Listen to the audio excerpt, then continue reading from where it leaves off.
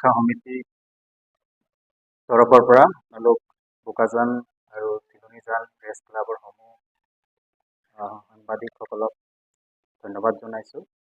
আজি আমি গণ অধিকাৰ সুৰক্ষা সমিতিয়ে বিশেষ কিছুমান কাৰণত আমি এই প্ৰেছ সংবাদমেল আমি আয়োজন কৰিছোঁ। গণ অধিকাৰ সুৰক্ষা সমিতি আমাৰ অঞ্চলৰ বিভিন্ন সমস্যাসমূহক লৈ পেলাই গঠন কৰা হৈছে আৰু বিশেষকৈ যি চিলনীজান ৰাজচক্ৰত কাৰ্যালয়ত মাটি পাটা বনোৱাৰ ক্ষেত্ৰতেই হওক বা নামজাৰিৰ ক্ষেত্ৰতেই হওক সমস্যা আমি দেখিবলৈ পাই আছোঁ। আৰু এইসমূহ সমস্যাক লৈ পেলাই আমি আমাৰ কাৰ্বি আংলং জিলাৰ মুখ্য কাৰ্যবাহী সদস্য ডক্টৰ তুলিৰাম ৰংহাং ডাঙৰীয়াক আমি স্মাৰক পত্ৰ প্ৰদান কৰি সাক্ষাৎ কৰি আমি এই বিষয়ে আমি জনাইছিলোঁ।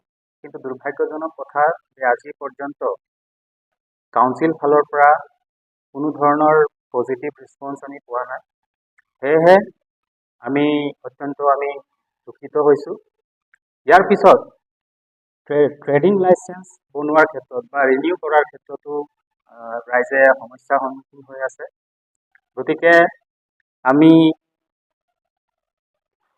এই সমস্যাসমূহক লৈ পেলাই ৰাইজৰ লগত আমি আলোচনা কৰিছোঁ আৰু কথা হ'ল কি এইসমূহ সমস্যা যদি সমাধান নহয় তেনেহ'লে আমি অনাগত দিনবিলাকত আমি প্ৰতিবাদী কাৰ্যসূচী ল'বলৈ বাধ্য হ'ম।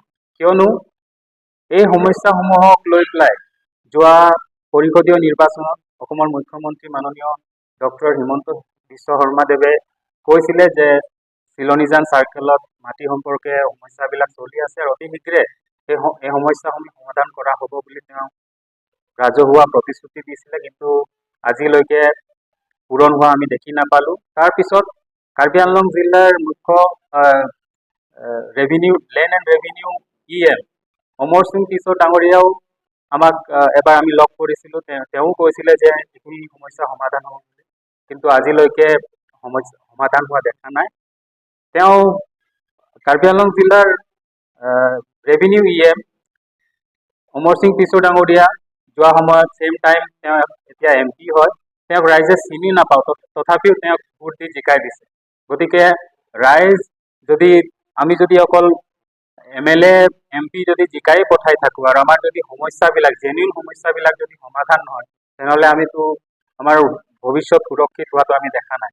গতিকে আমি গণ অধিকাৰ সুৰক্ষা সমিতিয়ে আমি আজিৰ এই সংবাদমেলৰ যোগেদি আমি কাৰ্বি আংলং জিলাৰ মুখ্য কাৰ্যবাহী সদস্য ডক্টৰ তুলিৰাম ৰংহাং ডাঙৰীয়াক আমি অনুৰোধ জনাইছোঁ যে এইখিনি সমস্যা আমি যিখিনি ফেচ কৰি আছোঁ এইখিনি সমাধান কৰক।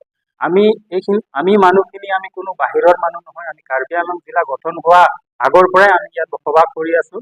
গতিকে আমাৰ যি বেজিক ৰাইটছবিলাক আছে সেইখিনি সমাধান কৰাৰ চেষ্টা কৰক, অন্যথা আমি গণ অধিকাৰ সুৰক্ষা সমিতিয়ে ৰাইজক লগত লৈ পেলাই আমি ৰাস্তাত ওলাবলৈ আমি বাধ্য হ'ম।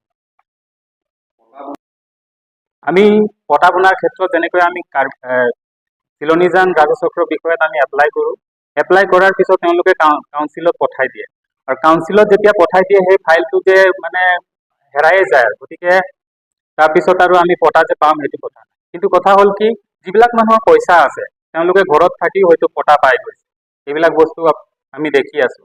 গতিকে এটা সাংঘাতিক এটা ৰেকেট চলি আছে চিলনীজান চাৰ্কেলত। গতিকে এইসমূহ যিবিলাক ব্যক্তি ইয়াত জড়িত আছে সেইসমূহ ব্যক্তিকো চিনাক্ত কৰিব লাগে। কনচাৰ্ণ ডিপাৰ্টমেণ্টে এইখিনি কৰিলে আমি ভাল পাম।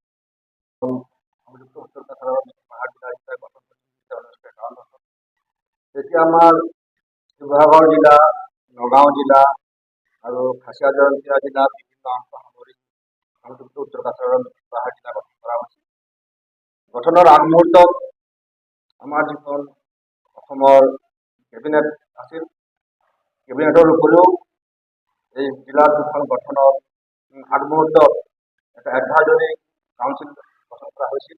সেই এডভাইজৰী কাউন্সিল আৰু আমাৰ কেবিনেটে অসমৰ কেবিনেটে আমাৰ যিখিনি আমাৰ শিৱসাগৰ জিলা বা নগাঁও জিলাৰ পৰা যিখিনি অংশ কাৰ্যালয়ৰ লগত মাৰ্চ কৰা হৈছিল এইখিনিৰ বাসিন্দাসকলক আশ্বাস দিছিল যে আপোনালোকে ভূমি তথা অন্যান্য অধিকাৰ এজ ইউজুৱেল এতিয়াৰ দৰে আদাৰ জিলাত থকাৰ দৰে উত্তৰে থকাৰ দৰে থাকিব পাৰিম।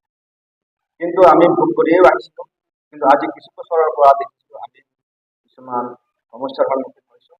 এতিয়া আমাৰ উপলব্ধ প্ৰায় কৰিছে যে মাটিৰ পট্টাৰ ক্ষেত্ৰত ট্ৰেডিং লাইচেন্সৰ ক্ষেত্ৰত এটা সময়ত এই বস্তুবিলাক এই কাম কাজবিলাক অফিচাৰ লেভেলতে হৈছিল। অৰ্থাৎ কাউন্সিলে আইন প্ৰণয়ন কৰে, এই ইমপ্লিমেণ্ট কৰা দায়িত্ব বিষয়াসকলক দি দিছিল। আমি যেতিয়াই যাওঁ অফিচত গৈ ট্ৰেড লাইচেন্স বনাই লৈছিলোঁ বা পটাৰ কাম কৰি দিছিলোঁ।